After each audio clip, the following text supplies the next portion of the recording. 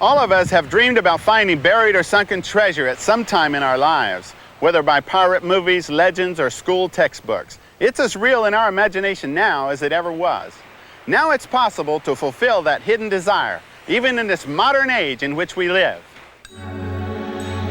Hurricane Andrew was one of the fiercest storms on record ever to ravage an American coast, leaving a billion-dollar wasteland in its wake.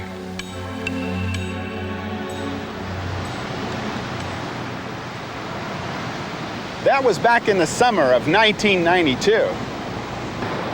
But did you know that through the centuries, hundreds of Spanish galleons met their fate in similar storms along our coast? Their monetary losses in gold, silver, and precious gem-studded artifacts could easily dwarf the losses caused by Hurricane Andrew. But what does this mean to you today? Come back with me a few hundred years, and let's explore exactly what happened to the ships, the crews, and of course the treasures. Treasures that people just like you are finding right here on these beaches. Over the centuries, hundreds of Spanish galleons shipwrecked right along these shores. They were filled to the brim with priceless Aztec and Incan works of art, handcrafted in gold and silver. Not to mention tons of gold doubloons and Spanish silver pieces of 8. These ships met their doom in fierce storms and hurricanes right here along what is known today as Florida's beautiful Treasure Coast.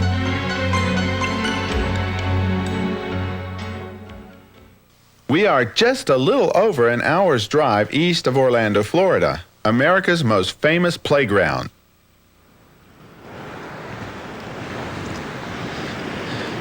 Those ancient storms that once engulfed hundreds of treasure ships could today translate into enormous opportunities for you. I'm Captain Stephen Shouppe, and for over 30 years, I've been successfully exploring and finding some of the world's richest treasure sites. At some time in our lives, all of us have dreamed of finding buried treasure, whether from old pirate movies, legends, or school textbooks. It's as real in our imagination now as it ever was. Now it's possible to fulfill that hidden dream, even in this modern age. Your dreams of finding lost treasure could really come true. Imagine this happening to you. In my years as an explorer, I've uncovered millions of dollars of shipwrecked treasure. Just one of these gold doubloons can be worth as much as $100,000. And hundreds of these gold coins are washing up right here on the beach. You know, anybody can do this. Would you like to know how? First, let me tell you more about the treasure. Most of the valuable treasure is washing up along publicly accessible beaches, like here where I'm standing. You heard me right, public beaches, sometimes just inches beneath the sand. Over 275 years ago, on July 31st, 1715, a fleet of 11 Spanish galleons en route from Havana, Cuba to Spain, carrying billions in treasure from the rich gold and silver-producing mints of Central and South America, met with disaster when a powerful hurricane pushed the fragile wooden ships onto the dreaded Florida reefs, then called the Teeth of the Dragon. That was somewhere between Cape Canaveral and Fort Pierce, Florida. The ships were crushed by pounding seas and smashed against jagged reefs as they were washed ashore, dispersing their valuable cargo along our beaches. Only one ship managed to stay clear of the reefs and escape destruction. In all, over 1,000 lives were lost. Following the disaster, King Henry V immediately ordered the setup of a salvage camp. They used Indian slave pearl divers to recover some of the treasure. The Indians would dive, holding large stones to help them sink to the bottom quickly. Many died during the 4 years of vigorous salvage efforts, and only a small portion of the treasure was recovered. When the salvage efforts were abandoned, the fleet was soon forgotten. Over the years, the sunken ships continued to break up and come ashore. Hurricanes and storms scattered and buried the remaining treasure beneath the sand. It wasn't until 1960 when the first Spanish galleon wreck site was discovered by a local beachcomber, Kip Wagner. Kip found gold doubloons and Spanish pieces of 8 just lying in the sand along what is now known as Sebastian Inlet State Park, a short drive from your hotel. Through the years, many of these ships have been located, but most of the treasure is still not accounted for. Storms and the changing tides are constantly washing coins and Spanish artifacts ashore, and to this day, beachcombers are still finding treasure on our beaches. Now, at some time in our lives, all of us have dreamed of finding buried or sunken treasure, whether stimulated by pirate movies, legend, or school textbooks. It's as real in our imagination now as it ever was. And believe it or not, it's now possible to fulfill that hidden desire even in this modern age in which we live.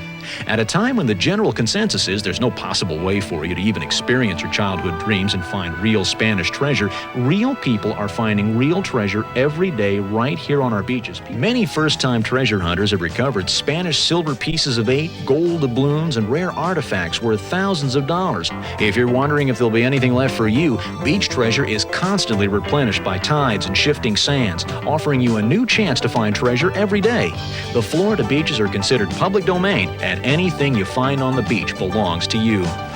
In fact, as recently as a few days before we began filming, a couple vacationing from Ohio, and on their first try, they found 3 large silver coins clumped together, called portrait dollars. They are also known as Spanish pieces of 8. These silver portrait dollars were considered the established monetary system of the world. A British ship called the Roberts sank in an 1810 hurricane. She was carrying 100,000 of these silver coins. The current market value of the coins they found is around $1,000.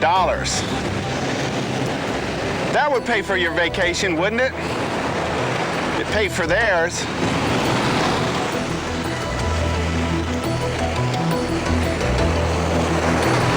Now let me show you just a few exciting treasure finds made by people just like you. Again, all they used was a simple metal detector.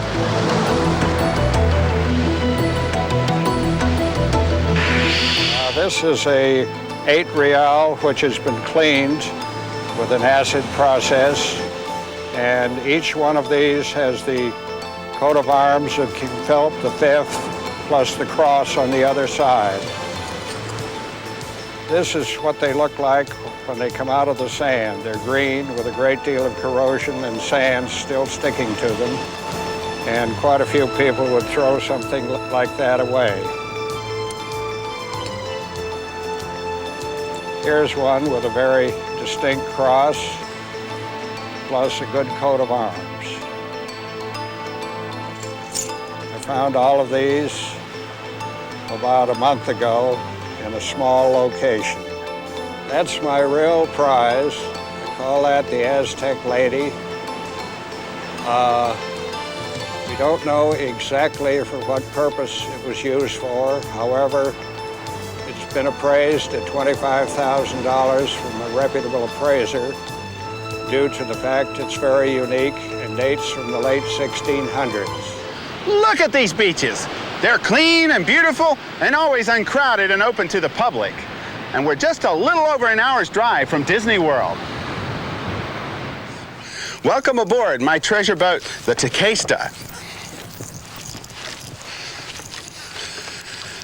I'm going to show you where the treasure is today and how it got there.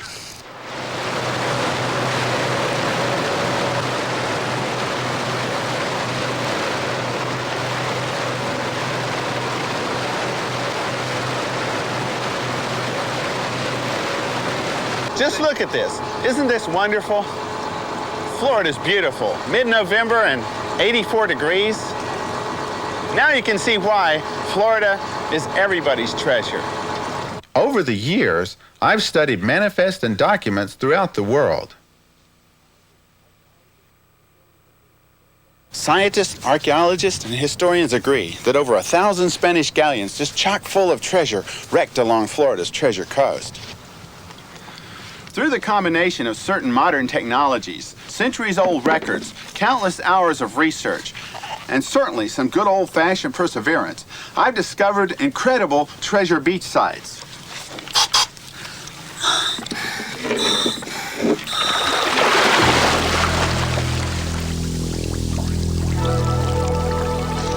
One of the greatest discoveries I've made to date was the Patachi. It was the private vessel of General Esteban Ubilla. The general was the Grand Admiral of the entire 1715 Spanish treasure fleet. His position made him a very wealthy man, so you can imagine the tremendous riches that were lost on this site.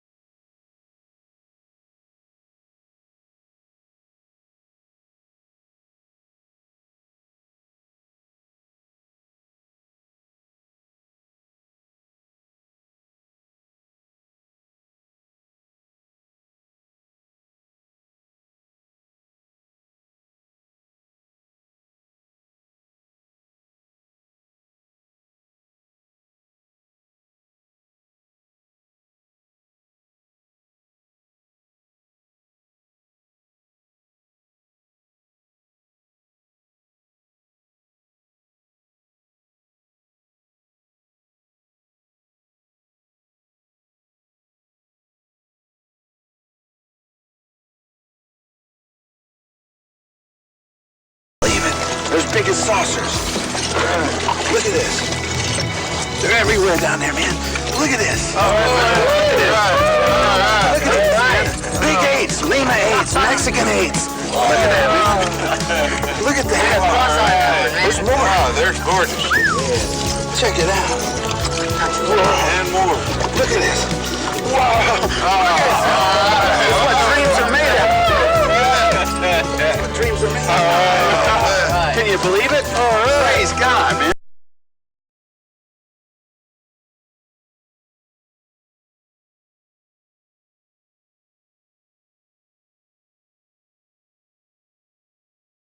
These coins were found in just 10 feet of water, washed ashore amidst the hulks of the great galleons. Now take a look at this while I stow my gear. With 100-mile-an-hour winds and 25-foot seas, it's amazing these fragile, wooden, extremely overloaded vessels endured these conditions long enough to make it to the shallow water reefs. But when they did encounter the reef, it was as though a giant can opener literally sheared the great ships in half, leaving the lower section of the ship with most of its stone ballast and many of its iron cannons at the point of contact. Greatly lightened, the upper structure continued towards shore, grinding and scraping on the reef, dropping more cargo and heavy cannons as it went. Becoming more buoyant and almost raft-like, the stern castle and forecastle would separate as the wreckage tumbled and rolled along the dune and up the beach for miles. So you can see that in most cases, the power of these hurricanes forced the fragile wooden ships onto the beach and along the dunes, shaking and breaking them apart as they dispersed their valuable cargo all along the way. So as the ships broke apart, they literally deposited the treasure just beneath the sand on the beach. The catch is, you gotta know which beach. You know, I just can't describe the feeling of finding gold and silver Spanish coins like these. It's unbelievable that you could go out on the beach right around here and find these wonderful pieces of history. You know, one of the things that you'll find when you walk up and down the beach are these pottery shards. They're not too exciting, but they're wonderful artifacts and souvenirs to take back home. But let me tell you something that is exciting. Sometimes the Spaniards hid gold and silver coins in these clay pots to smuggle them back to Spain.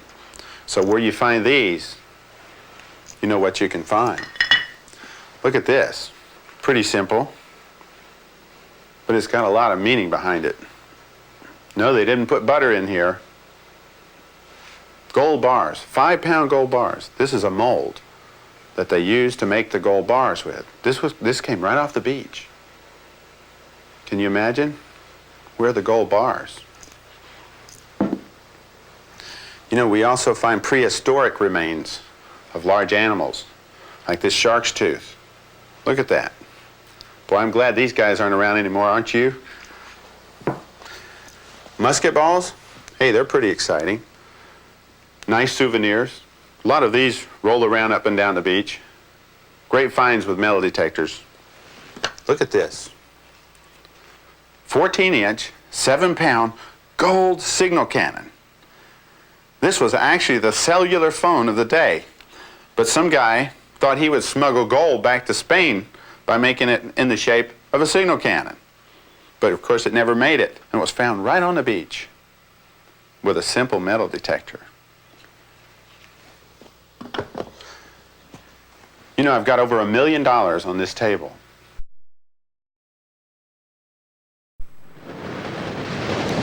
Now let me show you more about what I mean when I talk about treasure continuously washing up on the beach.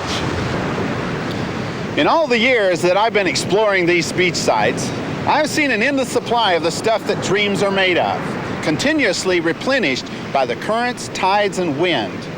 Here's how it happens. As you can see by this example, the continuous action of tide and waves create the trough we have pictured here.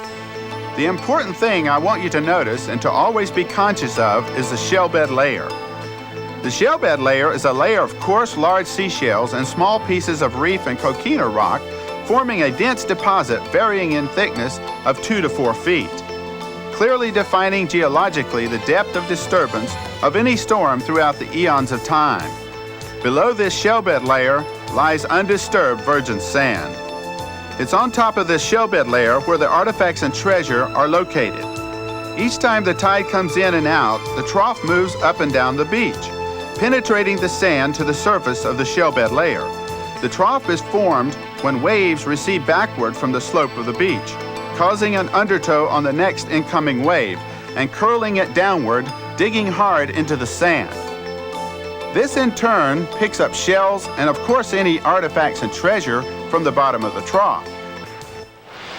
Now look, I don't want you to think that everyone comes down here and finds valuable treasure worth thousands of dollars.